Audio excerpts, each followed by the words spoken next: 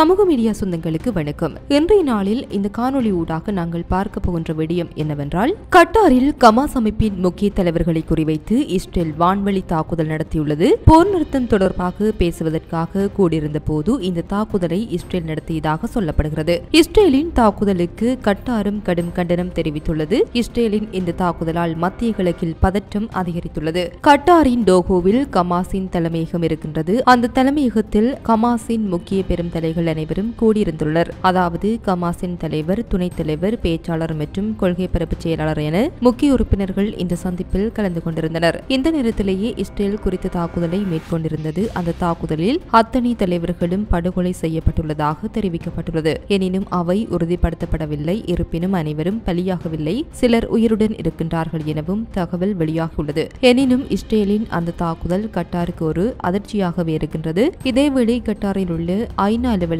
Israel ஒரு காங்கிரஸ் போல் செயற்பட்டுள்ளது என தனது வன்மையான கண்டனத்தையும் வெளியிட்டுள்ளது. இஸ்ரேலுக்கும் ஹமாஸ் அமைப்பினருக்கும் இடையே கிட்டத்தட்ட 2 ஆண்டுகளாக போர் நீடித்து வருகின்றது. இந்த போரை முடிவுக்கு கொண்டுவர கட்டார், எகிப்து உள்ளிட்ட நாடுகள் தீவிர முயற்சி மேற்கொண்டு வருகின்றன. ஆனால் தற்போது வரை இஸ்ரேல் ஹமாஸ் இடையேயான போர் முடிவுக்கு வந்த பாடில்லை. இந்த நிலையில்தான் கட்டார் தலைநகர் டோஹோவில் ஹமாஸ் அமைப்பை சேர்ந்த முக்கிய அதிகாரிகளை குறிவைத்து இஸ்ரேல் தாக்குதல் நடத்தியுள்ளது. போரை முடிவுக்கு கொண்டுவரும் நோக்கில் பேச்சுவார்த்தைக்கு வந்திருந்த தலைவர்களை குறிவைத்து இந்த தாக்குதல் நடத்தப்பட்டதாக சொல்லப்படுகிறது. கட்டார் மீதான இஸ்ரேலின் தாக்குதலுக்கு 4 நாடுகள் ஆதரவு வழங்கியதாகவும் சர்வதேச ஊடகங்களில் செய்தி வெளியாகியுள்ளது. இந்த தாக்குதல் நடத்தப்பட்டதும் வெடிகுண்டு தாக்குதல் என்றே கூறப்பட்டது. அதன் பின்னர் இஸ்ரேல் அந்த தாக்குதலுக்கு உரிமை கோரியிருந்தது. தாம் தான் யுத்த விமானம் மூலம் தாக்குதல் மேற்கொண்டதாகவும் தமது தாக்குதல் மிகவும் துல்லியமாக மேற்கொள்ளப்பட்டதாகவும் தெரிவித்திருந்தது. கத்தாரில் இஸ்ரேல் நடத்திய இந்த தாக்குதலுக்கு அமெரிக்க அதிபர் டொனால்ட் ட்ரம்பும் ஒப்புதல் அளித்ததாகவும் சர்வதேச ஊடகம் ஒன்று செய்தி வெளியிட்டுள்ளது.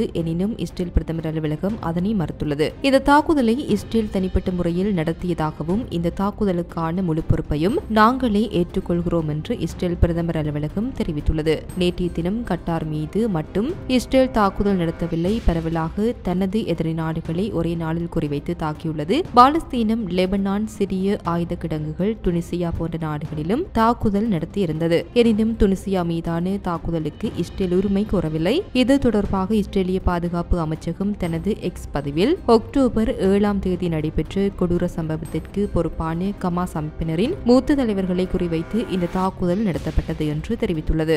அதாவது கடந்த 7ஆம் தேதி இஸ்ரேல் மீது கடுமையான தாக்குதல் மேற்கொண்ட ஹமாஸ் அங்கிருந்து பணிய கைதிகள் சிலரையும் பிடித்து சென்றிருந்தது. இந்த சம்பவம் அனைத்தையும் கட்டாரில் இருந்து ஹமாஸ் தலைவர்கள் பார்த்து சிரித்ததோடு பிரார்த்தனையும் செய்திருந்தனர். அதன்போது இஸ்ரேல் ஒரு பிரகடனத்தையும் வெளியிட்டிருந்தது. அங்கு சிரிக்கும் கூட்டத்திற்கு விரைவில் முடிவுரை கட்டப்படும் என்று போர் பிரகடனத்தையும் வெளியிட்டிருந்தது. அன்று இஸ்ரேல் கூறிய அந்த முடிவுரை தான் நேற்று கட்டாரில் எழுதப்பட்டுள்ளது என்றே கூற வேண்டும். இஸ்ரேல் நடத்திய இந்த தாக்குதலில் யாருக்கும் காயம் ஏற்படவில்லை என்று தெரிவிக்கப்பட்டுள்ளது. டோஹோ நகரில் உள்ள பிரதான பகுதியான கடாரா மாவட்டத்தில் இந்த தாக்குதலை இஸ்ரேல் நடத்தியுள்ளது. இஸ்ரேல் தாக்குதலால் அப்பகுதி புகைமண்டலம் போல மாறியிருந்தது. போரை முடிவுக்கு கொண்டு வருவதை நோக்கமாக கொண்டு அமெரிக்கா முன்மொழிந்த திட்டம் குறித்து விவாதிக்க ஹமாஸ் பிரதிநிதிகள் டோஹோவில் கூடியிருந்த போது இந்த தாக்குதல் நடத்தப்பட்டுள்ளது. இஸ்ரேல் நடத்திய இந்த தாக்குதலுக்கு கட்டாரம் கண்டனம் தெரிவித்துள்ளது. இஸ்ரேல் நடத்திய கோழைத்தனமான தாக்குதல் என்று கட்டார் கூறியுள்ளது. மேலும் இஸ்ரேலின் இந்த தாக்குதல் சர்வதேச சட்டங்களையும் விதிகளையும் மீறும் செயல் என்றும் கட்டார் வெளியுறவு அமைச்சக செய்தி தொடர்பாளர்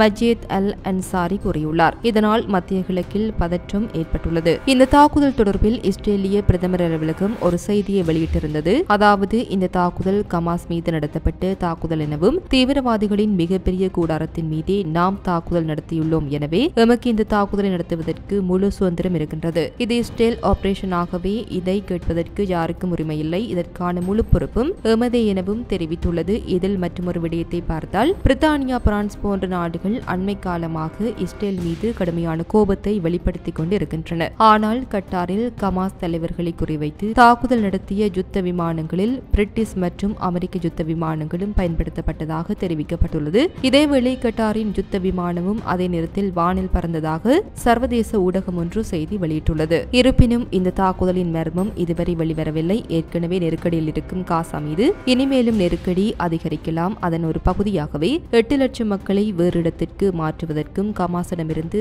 மக்களை பிரிப்பதற்கும் இஸ்ரேல் தீவிர நடவடிக்கை எடுத்து வருகின்றது. இஸ்ரேலின் பக்கமும் அதிக வானிழப்புகள் ஏற்பட்டிருந்தாலும் தாம் தாக்க வேண்டிய இலக்குகளை நோக்கி துல்லியமான தாக்குதலையும் மேற்கொள்கிறது. மேற்கொள்கின்றனர். இதன் தொடர்ச்சியாக காசாவில் இனிவரும் காலங்களில் பாரிய சம்பவங்கள் அரங்கேறவும் வாய்ப்புகள் உள்ளன. கட்டார் எடுக்கும் தீர்மானமே அடுத்த கட்ட நகர்வுகளை தீர்மானிக்கும். இதனிடையே ஐநா பொதுச் செயலாளர் அன்டோனியோ குட்டரஸ் கட்டார் மீது இஸ்ரேல் தாக்குதல் மேற்கொண்டுள்ளமையை நம்ப முடியவில்லை எனவும் அமைதிக்கான பேச்சுவார்த்தை இடம்பெற்றுக் கொண்டிருந்த சமயம் மேற்கொள்ளப்பட்ட இஸ்ரேலின் தாக்குதலுக்கு கடுமையான கண்டனம் வெளியிட்டுள்ளது. இதேவேளை இஸ்ரேலின் நிதியமைச்சர் தமது நாட்டிற்கு நுழைவதற்கு தடை விதித்துள்ளதாக ஸ்பெயின் அரசாங்கம் அறிவித்துள்ளதோடு சொத்துக்களும் முடக்கப்படும் எனவும் அறிவிப்பு விடுத்துள்ளது.